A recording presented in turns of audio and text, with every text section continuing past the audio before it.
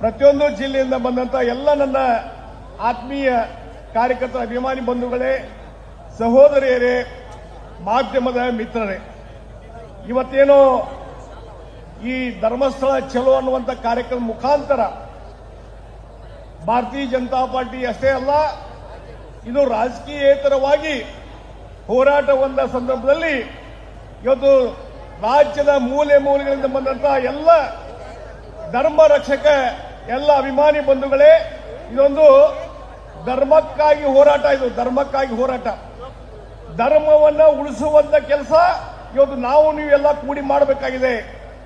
ಧರ್ಮಸ್ಥಳದ ಮಂಜುನಾಥ, ಲಕ್ಷಾಂತರ ಭಕ್ತರನ್ನ ಇರುವಂತಹ ಮಂಜುನಾಥ, ಈ ಧರ್ಮಸ್ಥಳದ ಪವಿತ್ರ ಕ್ಷೇತ್ರದ ಬಗ್ಗೆ ಏನೋ ಕಳೆದ ಹಲವಾರು ದಿವಸಗಳಿಂದ ಅಪಪ್ರಚಾರ ನಡೀತು.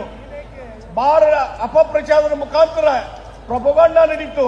ಅದಕ್ಕೆ ತಕ್ಕದಾದಂತ ಉತ್ತರ ಕೊಡುವಂತ ಈ ಸಮಾವೇಶ, ಇವತ್ತಿನ ಸಮಾವೇಶ, ನೀವೆಲ್ಲರೂ ಆ ಧರ್ಮದ ಯುದ್ಧದಲ್ಲಿ ಭಾಗವಹಿಸಿದ್ದೀರಿ ಅನ್ನುವಂತ ಮಾತನ್ನ ಈ ಸಂದರ್ಭದಲ್ಲಿ ನಾನು ಹೇಳಬಯಸ್ತಾ ಇದ್ದೇನೆ.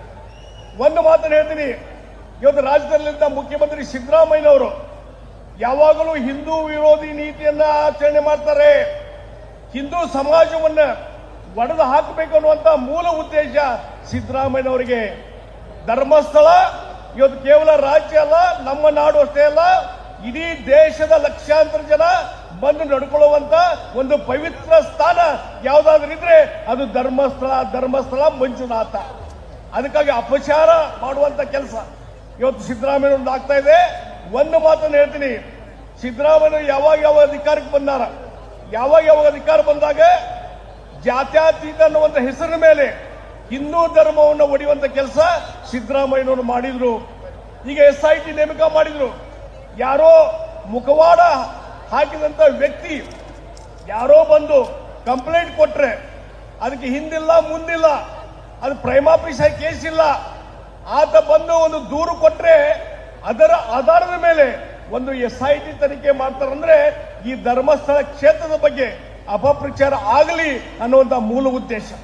ಮತ್ತು ಇದರ ಹಿಂದೆ ಸಿದ್ದರಾಮಯ್ಯ ಮತ್ತು ಎಡಪಂಥೀಯ ನಕ್ಸಲೈಟ್ ವಿಚಾರಗಳನ್ನು ಹೊಂದಿದಂತ ಎಡಪಂಥೀಯ ವಿಚಾರ ಯಾರು ಬುದ್ಧಿವಂತರಿದ್ದಾರೆ, ವಿಚಾರವಾದಿಗಳಿದ್ದಾರೆ, ಅವರ ಮಾತು ಕೇಳಿಕೊಂಡು ಅವ್ರ ಜೊತೆ ಕೈ ಜೋಡಿಸಿ ಇವತ್ತು ಸಿದ್ದರಾಮಯ್ಯ ಈ SIT ತನಿಖೆಯನ್ನು ಮಾಡಿದ್ರು. ಆಯ್ತು, SIT ತನಿಖೆ ಆಯ್ತು. ಏನಾಯ್ತು? ಅಲ್ಲಿ ಒಂದು ತಗ್ಗು, ಇಲ್ಲಿ ಒಂದು ತಗ್ಗು, 13, 15, 20 ಎಲ್ಲಿಯೂ ಒಂದು ಬುರುಡೆ ಸಿಗ್ಲಿಲ್ಲ, ಒಂದು ಅವಿಶೇಷ ಸಿಗ್ಲಿಲ್ಲ. ಎಲ್ಲವೂ ಬೋಗಸ್ ಅಂತ ಗುರ್ತಾದ ಮೇಲೆ ಯಾರು ದೂರುದಾರಿದ್ದಾರೆ ಆ ದೂರುದಾರ ಮೇಲೆ ಇವತ್ತು ಎನ್ಕ್ವೈರಿ ನಡೀತಾ ಇದೆ. ಅದಕ್ಕಾಗಿ ನಾನು ಒಂದು ಹೇಳ್ತೀನಿ, ಸಿದ್ದರಾಮಯ್ಯ ಅವರಿಗೆ ಇಷ್ಟೆಲ್ಲ ತಪ್ಪು ಮಾಡಿದ್ರಲ್ಲ, ಧರ್ಮಸ್ಥಳದ ಬಗ್ಗೆ ಅಪಪ್ರಚಾರ ಮಾಡಿದ್ರಲ್ಲ, ಮೊಟ್ಟ ಮೊದಲು ಧರ್ಮಸ್ಥಳ ಇಡೀ ಜನತೆ, ಮಂಜುನಾಥ ಭಕ್ತರ ಇಡೀ ಜನತೆಗೆ, ಕೋಟ್ಯಾಂತರ ಜನತೆಗೆ ನೀವು ಕ್ಷಮಾಪಣೆ ಕೇಳಿ ಅನ್ನುವಂತ ಒತ್ತಾಯವನ್ನು ಮಾಡ್ತಾ ಇದ್ದೇನೆ. ಇಲ್ಲದೆ ಇದ್ರೆ ಇದೇ ರೀತಿ ನಿಮ್ಮ ನಡವಳಿಕೆ ಮುಂದುವರಿದ್ರೆ ಬಹುಶಃ ಸಿದ್ದರಾಮಯ್ಯ ಸರ್ಕಾರ ಅಂತ್ಯಕಾಲ ಬಂದಿದೆ. ಈ ಧರ್ಮ ಯುದ್ಧದಲ್ಲಿ ಜಯ ಸಿಗುವುದು ಧರ್ಮಸ್ಥಳಕ್ಕೆ, ಜಯ ಸಿಗುವುದು ಜನತೆಗೆ. ಈ ಹೋರಾಟದಲ್ಲಿ ಕೊನೆಗೆ ಅಂತ್ಯ ಕಾಣುವುದು ಸಿದ್ದರಾಮಯ್ಯ ಸರ್ಕಾರ. ಬಹುಶಃ ಸಿದ್ದರಾಮಯ್ಯ ಸರ್ಕಾರ ಅಂತ್ಯ ಬಂದಿದೆ. 2ನೇ ಬಾರಿ ನಾ ಮುಖ್ಯಮಂತ್ರಿ, ಇನ್ನೂ 5 ವರ್ಷ ಕಂಪ್ಲೀಟ್ ಮಾಡ್ತೀನಿ ಇದ ಹೇಳ್ತಾರಲ್ಲ, ಇನ್ನು ಕೆಲವು ದಿವಸ ಮಾತ್ರ ನಿಮ್ಮ ಸರ್ಕಾರ, ಇನ್ನು ಕೆಲವು ದಿವಸಗಳಲ್ಲಿ, ಕೆಲವು ತಿಂಗಳಲ್ಲಿ ನಿಮ್ಮ ಸರ್ಕಾರ ಅಧಂಪತ ಹೋಗ್ತದೆ. ಇದು ನಾಡಿನ ಜನತೆಯ ಒಂದು ಶಾಪ ಅಂತ ತಿಳ್ಕೊಡ್ರಿ. ನಿಮ್ಮ ಅಂತ್ಯ ಒಂದು ಹಂತಕ್ಕೆ ಬಂದದ.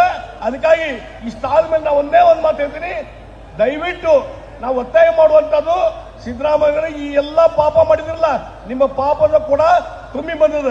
ದಯವಿಟ್ಟು ತಕ್ಷಣವೇ ಒಂದು ಕ್ಷಮಾಪಣೆ ಕೇಳಿ ಇದನ್ನ ಸರಿ ಮಾಡುವಂತ ಕೆಲಸ ಮಾಡಿ ಅನ್ನುವಂತ ಮಾತನ್ನು ಹೇಳಿ, ಸಮಯದ ಅಭಾವ ಇದ್ರಿಂದ ನಾ ಹೆಚ್ಚು ಮಾತಾಡ್ಲಿಕ್ಕೆ ಹೋಗುದಿಲ್ಲ. ಇನ್ನೂ ಮಾತಾಡುವಂತ ಹಿರಿಯರು ಸಾಕಷ್ಟು ಇದ್ದಾರೆ.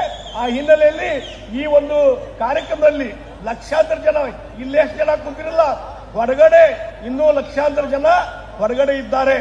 ಎಲ್ಲರ ಒಂದು ಬೆಂಬಲ, ಒಂದು ಶಕ್ತಿ ನೀವು ಕೊಟ್ಟಿದ್ರಿ. ಈ ಧರ್ಮ ಯುದ್ಧದಲ್ಲಿ ಜಯ ಸಿಗುವುದು ನಿಶ್ಚಿತ ಅನ್ನುವಂತ ಮಾತನ್ನ ಈ ಸಂದರ್ಭದಲ್ಲಿ ಹೇಳಿ ನನ್ನ 4 ಮಾತನ್ನು ಮುಗಿಸ್ತಾ ಇದ್ದೇನೆ. ನಮಸ್ಕಾರ. ಜೈ ಹಿಂದ್, ಜೈ ಕರ್ನಾಟಕ.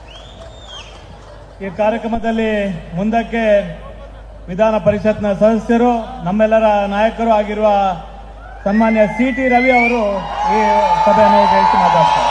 ಇನ್ನೊಂದು 10-15 ನಿಮಿಷದಲ್ಲಿ ಕಾರ್ಯಕ್ರಮ ಮುಗಿಯುತ್ತೆ. ದಯಮಾಡಿ ಯಾರು ಕದಲಬಾರದು. ಇನ್ನೊಂದು 10-15 ನಿಮಿಷದಲ್ಲಿ ಕಾರ್ಯಕ್ರಮ ಮುಗಿಯುತ್ತೆ.